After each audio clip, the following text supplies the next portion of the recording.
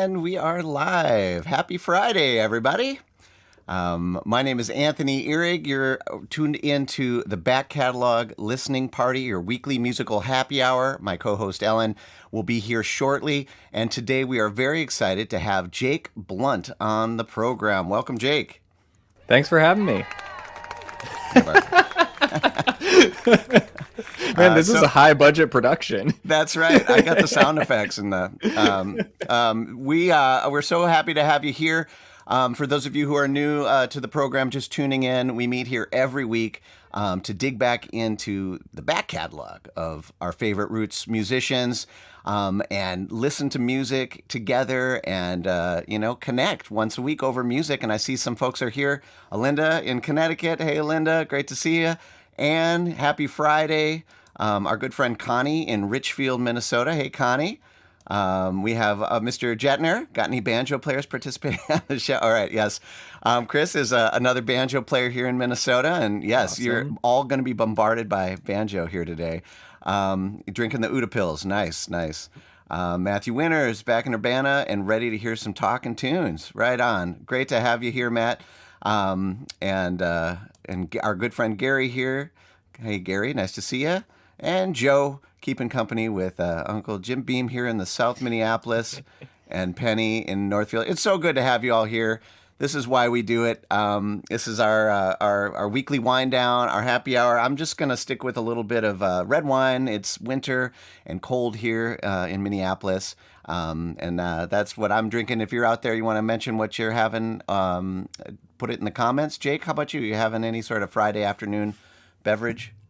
I am having a rooibos chai. All right. Honey and milk. That sounds very warming. Yeah, it's cold. It's like 20-some degrees in Rhode Island. That's not cold for Minnesotan people, I know, but it's cold for me. So yeah, gotta warm yourself up. That's that. I feel like that's one of those beverages that I have between the months of October and March or something like that. So it's always like a special treat. You said you had something special in it. It's made with a rooibos tea instead of a black tea because nice. I have too much pandemic anxiety and cannot do caffeine anymore. So I hear you. I know. I've had to cut down during the day for that same reason. It's like a broken record for those of you who have seen the show every week where, it's going to be we don't even need to do this online. We could do it live, but here we are again. Hey, it's Ellen. Ellen, I was just saying how every week we think maybe, we could be in person somewhere doing this, but we're in the midst of a big spike here of the pandemic, and we're all home, and I'm just more grateful than ever to be here together with y'all. So, Ellen, your babysitter has arrived. My babysitter has arrived, and clearly my happy hour is just starting. So I'm happy to be with you all. Cheers. Excellent. Little white wine. All right. Well, both Ellen and I are big fans of Jake and his music and everything that he does. But Jake, for folks out there who haven't heard your music and don't know much about you, could you kind of give us a brief bio of your musical career and kind of what led up to the album we're going to listen to today? Yeah. So it's funny. I'm trying to think of like what led up to it, but it was my first release. I have only put out 2 things under my own name. So when I was looking back through the back catalog, I was like, well, it is one thing.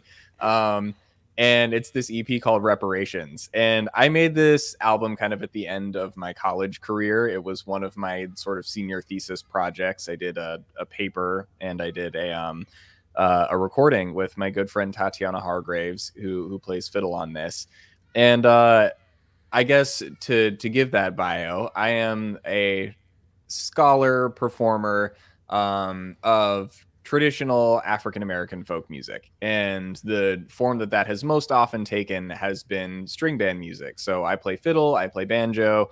I have a degree in ethnomusicology. I've spent a lot of time reading up on this stuff, learning about it in addition to playing it, and tried to bring that to bear on Reparations and on my subsequent release, Spider Tales, which is no longer new, but still feels new because I've only gotten to play the stuff from it like 5 times. So It's been a wild ride. Reparations, like I said, was the first thing I ever put out. I kind of came out of college with this record ready to go and sort of fell into being a full-time musician right away, even though that wasn't my original plan. And now I'm here, going around playing festivals and clubs and listening rooms and whatever else. It's a wild ride. Awesome. And you mentioned this was kind of like tied to your thesis. Yes. Yeah. So, like, are these songs like? Did you submit reparations to some thesis advisor, and this was part of the program? Yeah, yeah. The centerpiece of this project was always going to be the recording, and there was a Nice. performance that went along with it. But the object was to produce music. I had a second, much longer thesis paper that I wrote, but I did write.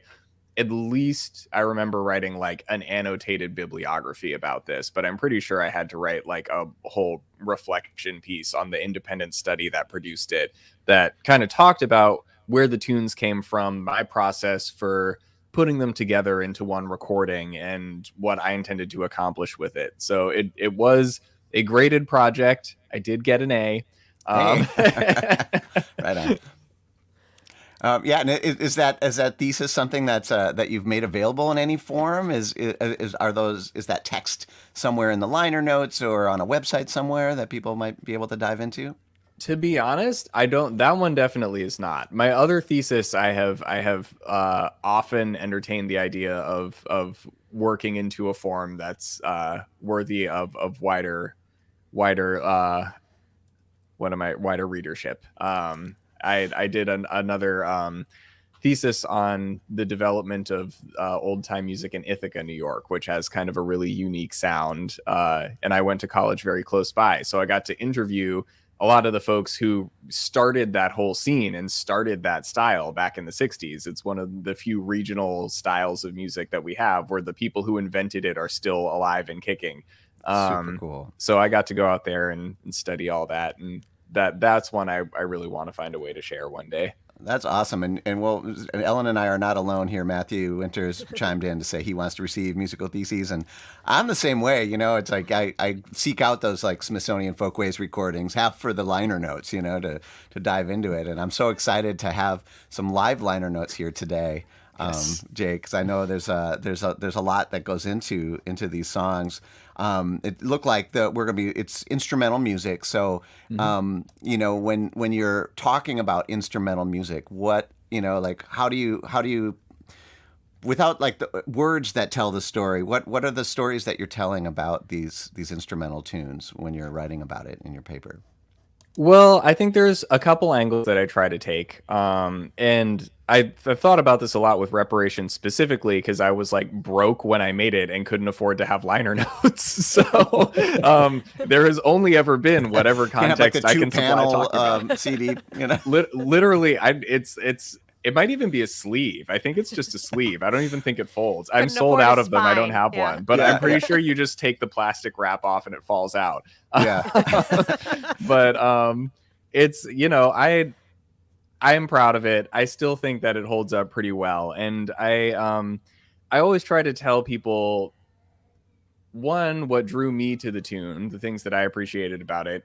Two, what I think the tune does to serve the broader message of what I'm putting out. I try to offer pretty focused programming as far as I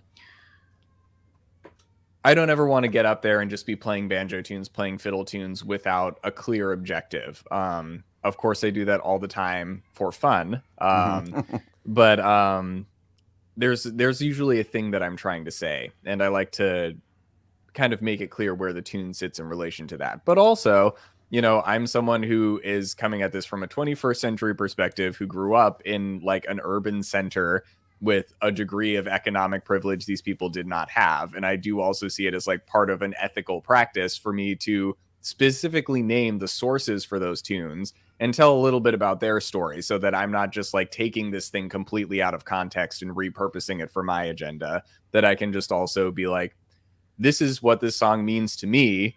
This is where I got it from, and you can go look it up there too. It's important to me to also, give respect to the people I learned the music from. Awesome. Well, I think maybe the best way to illustrate this is to introduce the first tune. Is it Wiley Lawes? Is that how it's pronounced? Yes. Yes. The first tune we have queued up today is Wiley Lawes. Is there anything you want to say about it here before we take a spin? Do you want me to talk about it before or after we listen to it? It's totally up to you. Why don't we listen to it? We haven't done any music yet. Let's listen to it. All right. Well, let me grab. I'm going to grab the album art here, and we'll give it a listen. And everybody can think of their questions. For those of you who are new to the show, this is very interactive. So, if you think of questions or comments that you have for Jake while we're listening, definitely throw them in the comments, and we'll try to get to them. But for now, let's take a listen to Jake Blount, Wiley Lawes here on the Back Catalog Listening Party. 1, 2, 3.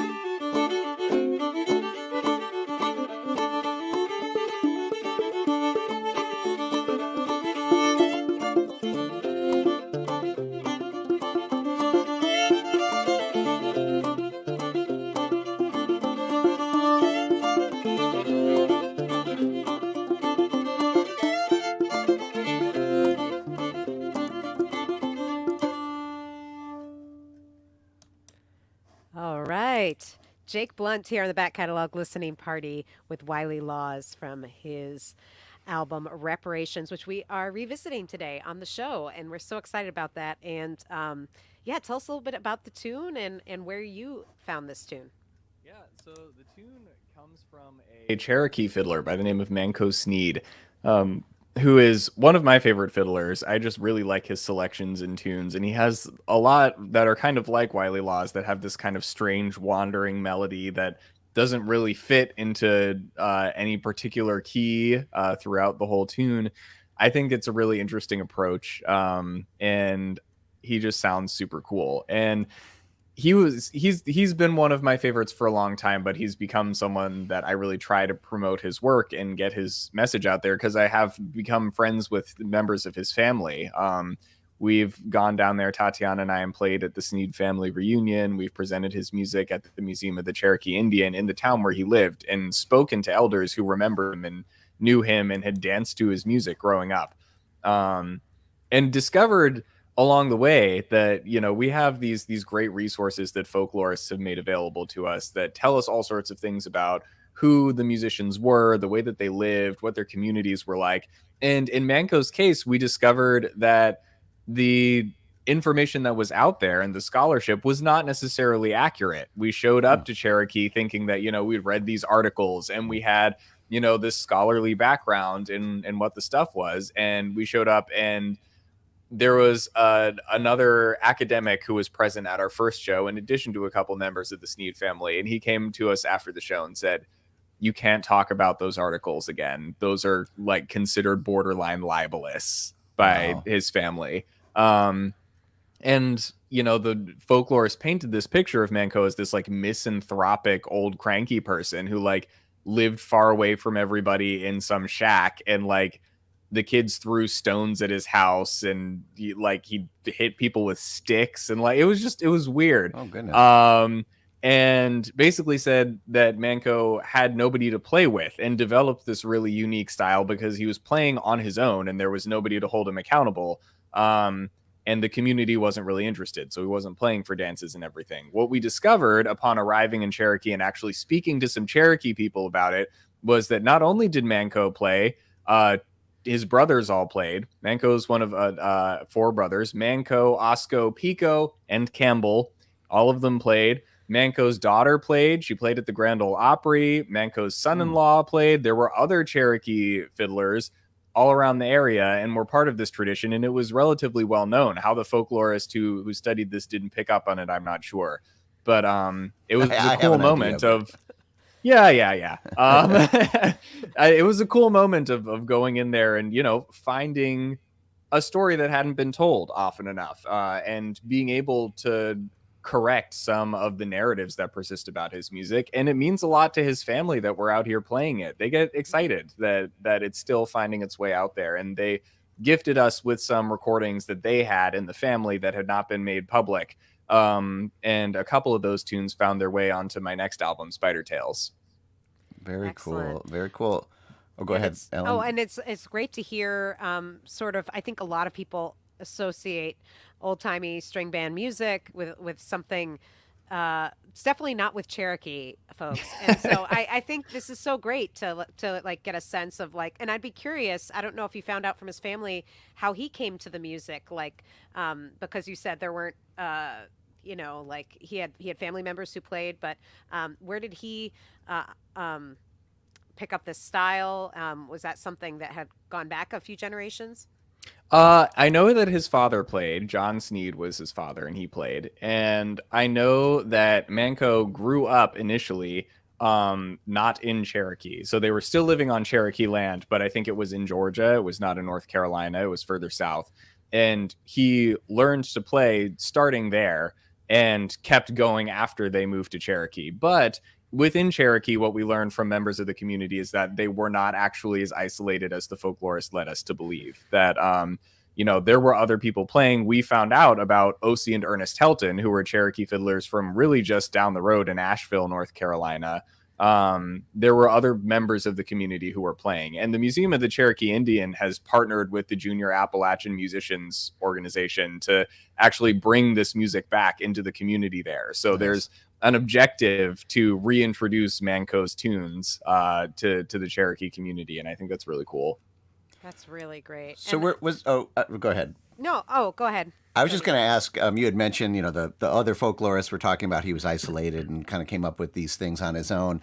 But listening to the interplay between the banjo and the fiddle, I'm just curious if these recordings featured other instruments, or if there was, banjo in his life when he was playing.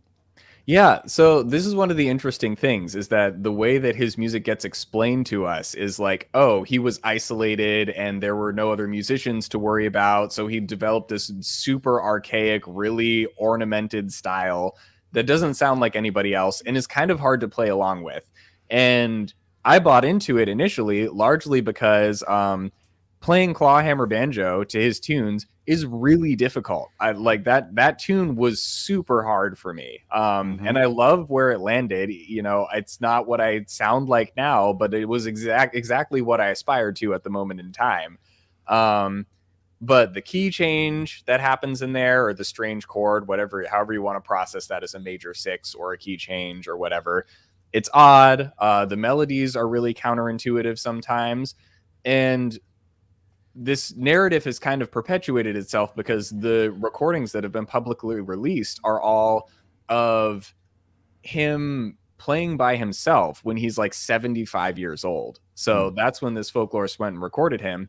The recordings that the Sneed family gave us, on the other hand, are from 20 years beforehand. So he's a lot younger. He's in his 50s as opposed to his 70s.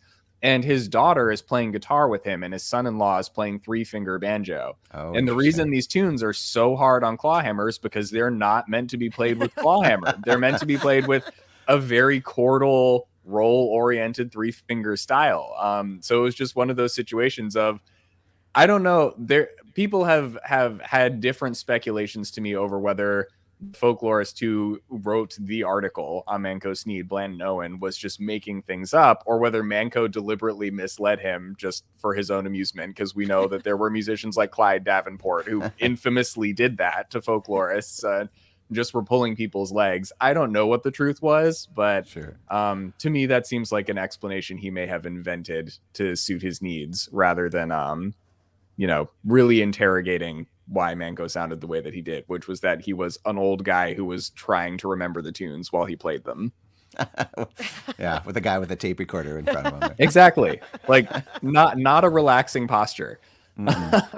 No, not at all. Well, I would love to know a little bit more about the banjo you're playing on this, because that it had a really wonderful, rich, low-end sound on that, and it had almost a boron kind of feel to it. So I don't think I heard frets either on that one. So you actually pull up the album artwork again if you Okay, can, got it. because my album artwork is all done by my best friend from high school, and they completely accurately reproduced my banjo for this album cover. Nice. So I have this the is it. banjo like packed away in the closet right now, but this is exactly what it looks like. So it's half fretless. As you can see, it has that a slide plate at the bottom, which means those low notes, I get that really nice slidey, plunky tone. But when I want to go up high, I can actually hit accurate pitches and the notes have some sustain. So it's a good compromise. It was built for me by this dude named A.D. Norcross. It's quite the tale. I had to like go find, he was like living in like a cabin that he built in the mountains outside of Asheville, and I just kind of had to drive out there with a friend who knew where it was because GPS didn't work, and we like pulled off the road next to some barn and hiked up the trail to this dude's cabin in the mountains, and he served us like possum tacos and like fried the shells in bear fat. It was like the most elemental experience I've ever had. That's the guy you want to buy a banjo from. That's for Yeah. sure. Yeah, I mean, he does great work. He barely builds them anymore, but I heard one of his on another album called Lightened Hitch, and I just said I need to have one of this guy's banjos, and that's what happened. Well, I feel like cool. maybe the like possum tacos and the bear fat made its way into the sound of that banjo, because it does have this earthy kind of feel to it. Well, it showed up to my he shipped it to my college dorm, and it showed up in this like battered cardboard box with banjo spray painted on the front of it, like no fragile sticker, just banjo spray, and it was caked in dirt. Like I was like, you just built this. How did you get it dirty? It was just covered in dirt. I had to clean it. It was so weird. But I love that banjo, and I do love how it came out on that record. It's a really lovely instrument. Yeah, I love the sound of that. And Joe was asking about whether folks are ever bringing in spoons or bones or some other rhythms into. I mean, that song in particular, I realize that it comes maybe from a different tradition, but when you talked to the family, did they say that those were some of the instruments that appeared? So they didn't ever say that he played with other instruments than what we would consider a string band by our modern definitions. But he has an original tune called the Indian War Dance piece that is pretty clearly not meant to go with our Western rhythmic sensibility. Like there's a different thing going on, and it certainly found its way into his playing, I think. Manco's tunes in particular sound very Celtic. Like the Cherokee tradition in that part of the mountains is very Scottish sounding. So I'm not surprised that the Bowran made its way into this and that's coming across to people. I don't know whether people played spoons or bones or sticks specifically with Manco. I know that in string band music more broadly, both spoons and bones were used at times. And one more question, then we want to dive into some more music. Tim, since we're talking about the banjo, was your fretless section brass, stainless, or natural wood? So I think he wants to know about that banjo itself. Yeah, that slide plate on the banjo is stainless steel. Cool. All right. Awesome. Well, let's dig into some more Yeah. music. It's funny, before we came on, Tony and I were like, oh, the tunes are short. We'll probably get through all of the tunes. But, there's so much to talk about. There's There so much is. meat in or protein in all of these songs. And we're to get banjo to. geeks around here, so Yeah. we're gonna Well, be you just picked exactly the one I was hoping that you would play next. So Perfect. I'm excited for this. Is there anything you want to say before we dive in, or should we talk about it afterwards? Let's talk about it afterwards. I just talked a lot. That sounds good. All right, let's give it a listen. We're gonna hunt the buffalo from Jake Blount here on the Back Catalog Listening Party.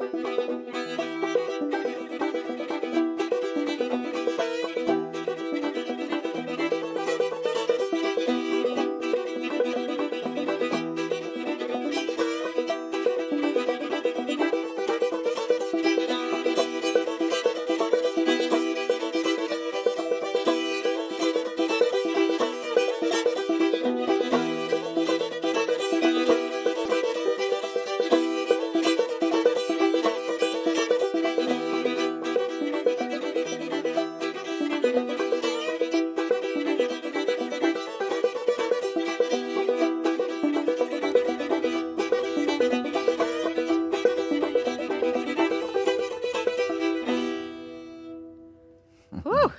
Yeah. Jake Blount here on the Back Catalog Listening Party with We're Gonna Hunt the Buffalo from his EP Reparations, which we are revisiting today on the Back Catalog Listening Party. And if you're new to the show, this is what we do. We listen to music and we talk about it. And if you have questions or comments, feel free to throw them there in the comments section. We'll get to as many questions as we can.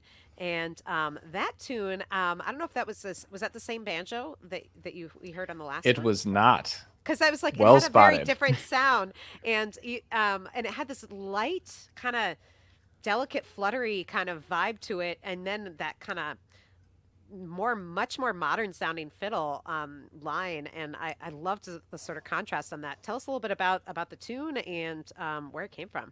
Yeah. So The tune came from a guy named Jimmy Driftwood, who is best known for his like weird folk art instruments. He grew up in Western Saw, right on the Oklahoma border, which during his childhood, Oklahoma was Indian country. It wasn't Oklahoma yet.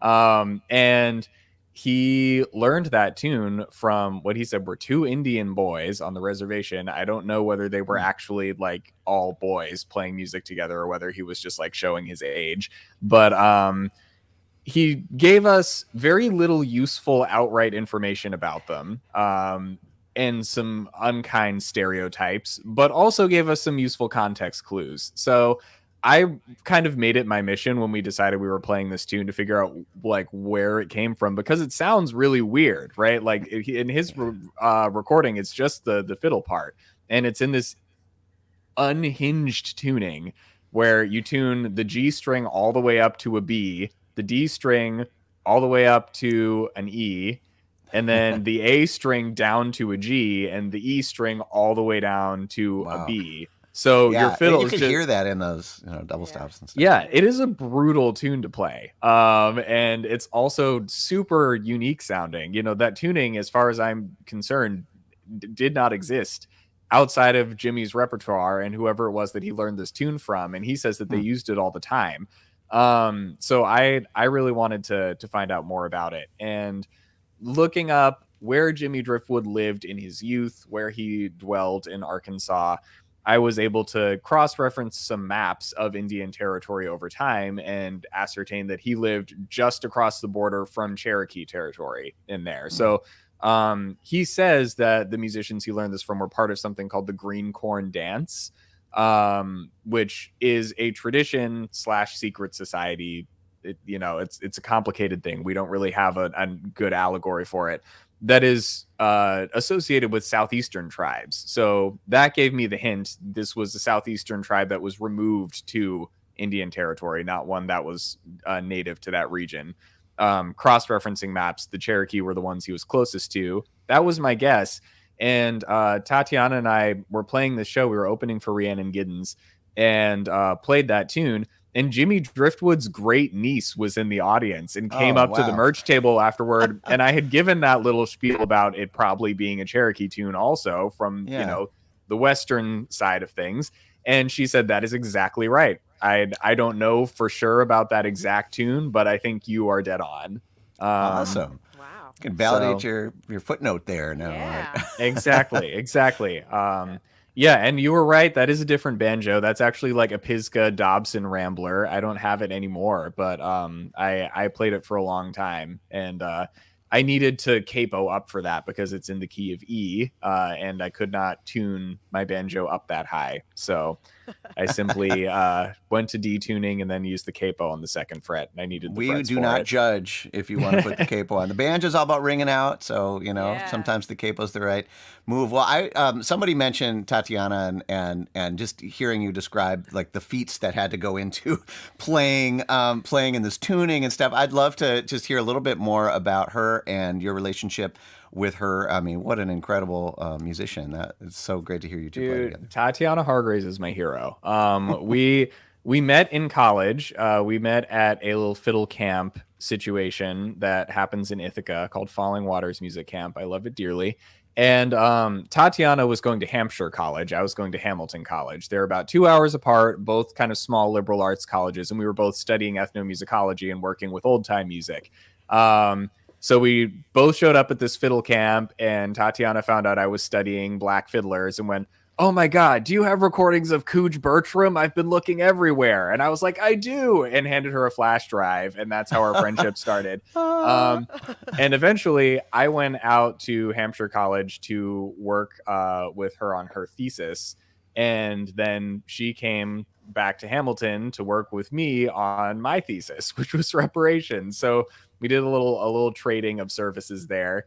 And it worked out really well. We had a great time, and Tatiana was like super patient with me, as so, she'd been like playing on a pro level since she was 12. So, I was way behind her. I didn't even start playing this music until I was 18 or 19.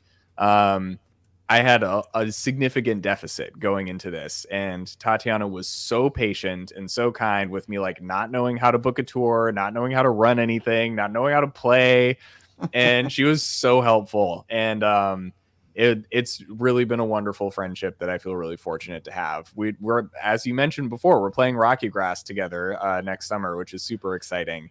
Yeah. And I look forward to one day having this record remastered, because I mixed and mastered this myself, and I can tell listening to it. And I just, knowing what that sounds like when Tatiana plays it in person, it needs some touch ups. One day that's gonna have to happen. Well, I think it sounds really, really good. I think so Thank you. too. I mean, I'm sure we'd love to hear any version of this album, and I think Tony was gearing up to say that you can buy this. Yes. On his Bandcamp website. So you should check it out. And because David earlier was asking us to turn up the volume when we're playing the tunes, which we will definitely do. But this is just a sign that you're going to want to dig deeper into these tunes, so you can hear that nuance. And if you get the high res sound, you'll get to hear the nuance, and you'll be like, oh yeah, that is a different banjo. Well, you heard it, right? See, I when heard it. you're listening to the high quality files, you can hear that kind of detail. So head on over to jakebluntmusic.bandcamp.com, pick up a copy of all his records that are there. I saw that this one had been pressed on vinyl, or no? Was this always a CD? Reparations was only a CD and digital. Spider Tales had vinyl, but we are sold out of vinyl right now, which is a great Well, problem to have. But we do yeah, hope exactly. to rectify it in the future.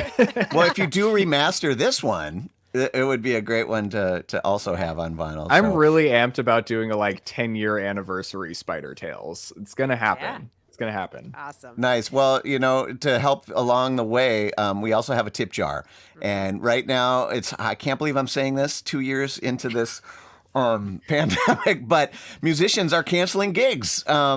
And that's very unfortunate. And so if you like what you hear, you purchase Jake's music, or you can head to Venmo or PayPal. We have the link scrolling across there. Just anything in the tip jar is helpful to get that next pressing of vinyl, and to let Jake know how much we appreciate what he does, and how much this helps during a time like this. Yes. And we also want to mention, I know we have a lot of regulars who live here in the Twin Cities where Tony and I are based. And I believe this show is still on, your February 8th show at the Cedar, which is going to be a good one. And Humbird, who's been a past guest here on Back Catalog, is going to be a part of the bill. So folks can find out more info about that, and of course, all of Jake's gigs. But right now we have him here, and we want to hear more music. More music. So this next tune is Rolling River. Is there anything you want to say about that? Let's talk about it after. I like the rhythm we have. I like it too. Yeah, Rolling River. The title itself kind of makes you think. So let's all put your headphones on. I'm going to turn it up a little bit for you, David.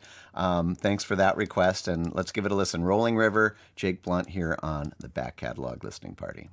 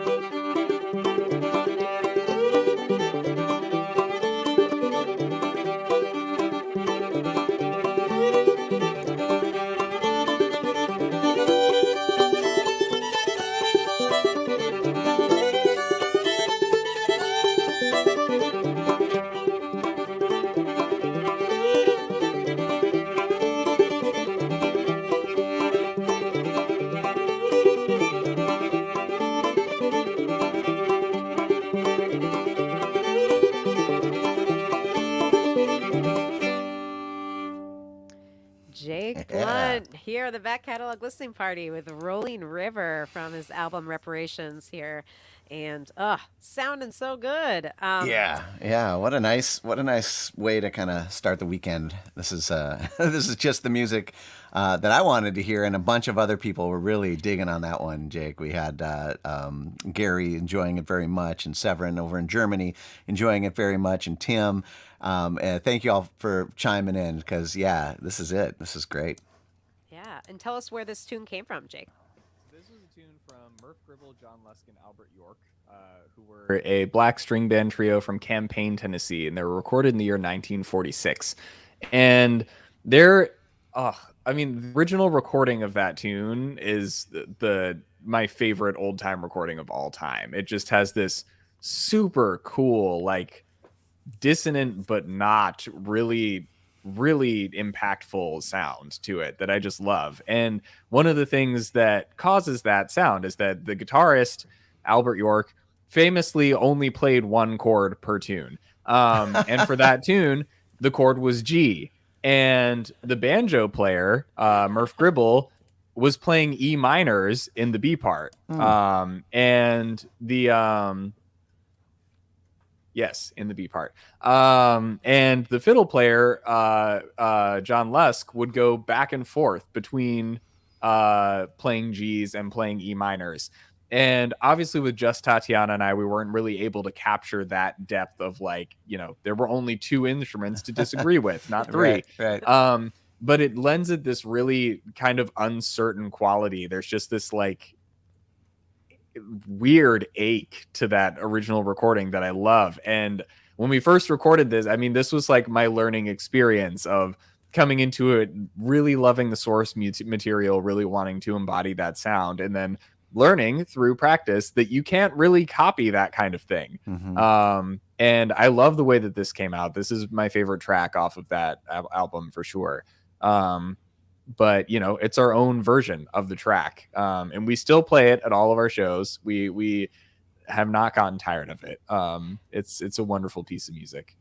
You were mentioning black string bands, and earlier Chris had asked if you had crossed paths with Carolina Chocolate Drops, and obviously you mentioned opening up for Rhiannon Giddens, so you have obviously crossed paths with them, and it is wonderful to sort of see more of that black string band tradition getting revived. It's always been there, but I mean, getting more attention in recent years. And so do you still get to cross paths with them here and there? Oh, totally. I mean, I wind up running across Rhiannon and Justin and Dom pretty often to talk about the original trio. Obviously, there were more members. I actually, when I first started playing the fiddle, I went to the Augusta Heritage Center in Elkins, West Virginia, which is this wonderful arts and education nonprofit that runs really great traditional arts programming all through the summer.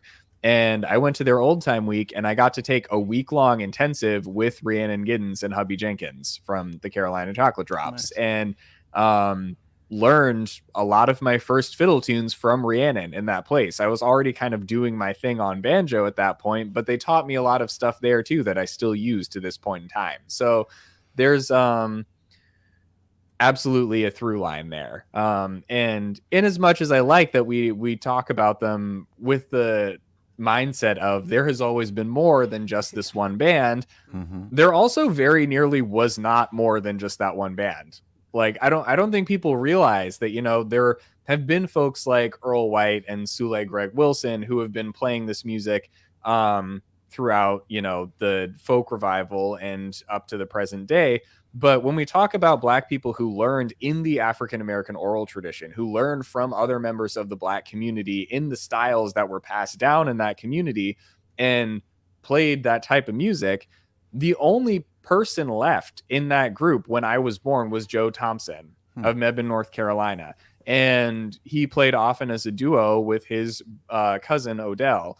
And eventually in the early 2000s, a bunch of young Black folks went to visit Joe and learn what he had to teach. And those were the Carolina Chocolate Drops. And to this day, I mean, Justin Robinson, it's like you're playing with Joe. Like, I did not get Joe Thompson until I tried to play a square dance with Justin Robinson. And I'd say try because I had to have Alison DeGroot spell me in the middle of the dance because I could not handle the power of the fiddle playing. Wow. I mean, it's just incredible. And the recordings do not do it justice. You like really have to be there. And it's a really amazing thing to be a part of, for sure. That's wonderful. And if you just tuned in, again, we're talking with Jake Blount about his album Reparations and where all these wonderful old time tunes came from. And we got a question from Connie, which I was going to ask, so I'm glad she asked it, about the cover art because this is, it's as you said, like a childhood friend, design. yeah. Yes. So my high school best friend Abby does my artwork. Abby Peckman.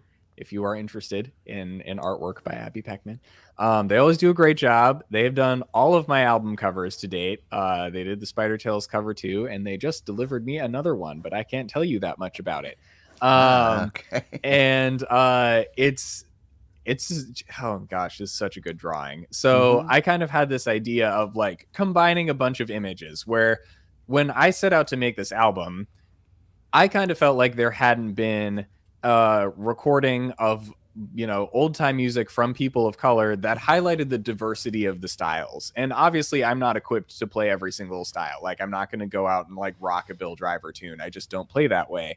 But I did feel like drawing on sources as disparate as like Manco and Jimmy Driftwood and Sid Hemphill and Blind Lemon Jefferson. I mean, there's like a lot of range on that record. And to me, it was this very uncompromising statement of like, we were here the whole time and we were in all pieces of this. I kept encountering this really frustrating mentality that there were like black tunes and white tunes, right? That like black people had a separate, different tradition that kind of evolved and existed alongside white traditions, but did not influence them that much. And the truth is there was no space where black people were not.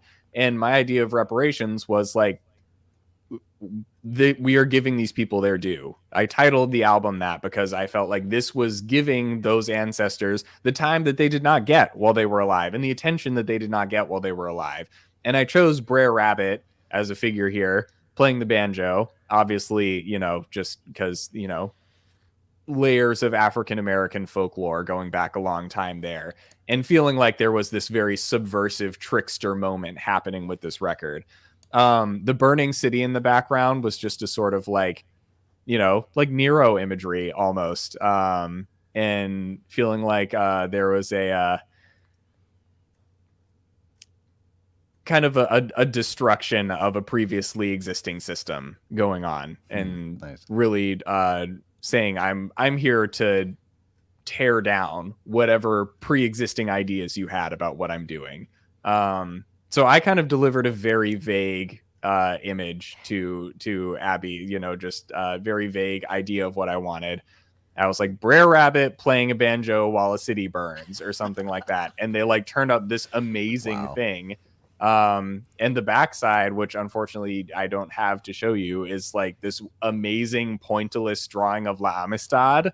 It's awesome. I mean, they do such a good job, and the Spider Tales album artwork is just as good. Yeah. And you were mentioning that also Abby's delivering a cover for a new project. And yeah, I saw you post earlier this week on social media that you were in that phase of making a new record where you're like, you kind of can't stand anything anymore, and you can't. Oh my gosh, there you go, you found it. I found it. Oh yes, nice. Yeah, so that's La Amistad sailing into the smoke, I guess, at the edge there. Wow. But yeah, I have like a couple things in the works, one of which is now completely finished, and I got some artwork for it recently, and one of which just like finished mixing, and I turned in liner notes, and I'm just, there's a lot of good stuff coming this year for me. I'm excited about it. Hey, we love the clap track. I clap really do. track is our favorite. But for anybody who completes anything, right now and puts it out into the world, you get big applause from us here. That's what we need. My liner notes. There was a moment in those liner notes where I was like, I didn't feel up to doing this, but here we are. Yeah, exactly. Well, We we want to have appreciate it. positive reinforcement for new music so that eventually it will become back catalog so we can, Yeah, revisit so we can it. get you back on the show. Pretty much. This hour has really flown really fast, and I don't know. We have two tunes to choose from to listen to now. Do you have a preference between these two, We have Jake? do you in case you're not sure what we have queued up, we have Running Home to Doris and we have The Rabbit. Let's do the rabbit. Let's give people some singing. All right. Right. All Yeah. right. Is there anything that you'd like to say about this before we take a listen, or should we? Yeah, should I we mean, I just- guess we're almost out of time here. So it's this tune comes from Theodore Lee Jackson, who was a black fiddler from outside of Austin. Played this really incredible music that kind of straddled the lines between blues and old time and Cajun music, and had this really amazing like set piece called The Rabbit that was like nothing I'd ever heard before. And Tatiana again was very kind in humoring me enough to like double fiddle this with me on the record. But it's this like really goofy tune, and I really love it. And he plays it with a guitar player, and the guitar player has one chord change in the whole song. Like he plays the first section on a D chord, and then it's just G for the whole song after that. It's so funny. It's a great recording. I think it came out as part of a Field Recorders Collective release that was called something like, I don't know. It has Theodore Jackson written in the name, so I urge you to check it out. But for now, here's us playing The Rabbit. All right, Jake Blount, The Rabbit, here on the Back Catalog Listening Party.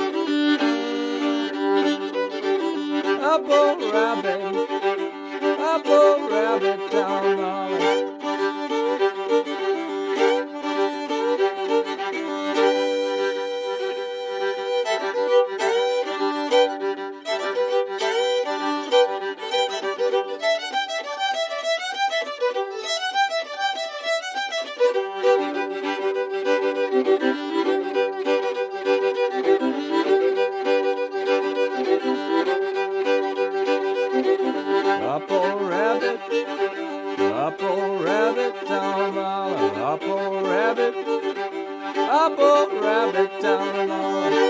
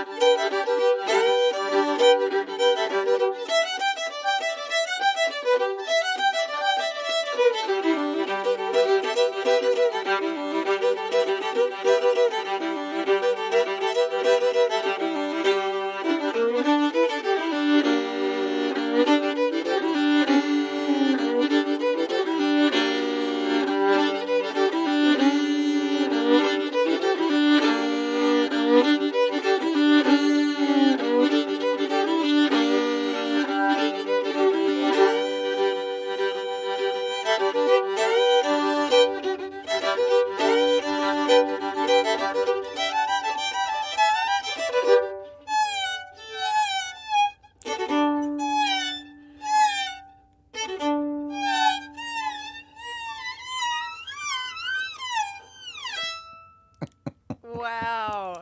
Nice. Ah, that sounds like almost like some whining at the end of that. I love that. It is, well, that's the way he ends it on the field recording, and we did not get it until we like went to Appalachian State and played that tune for a class. And this kid came up to us and he was like, "Have you ever heard a rabbit in distress?"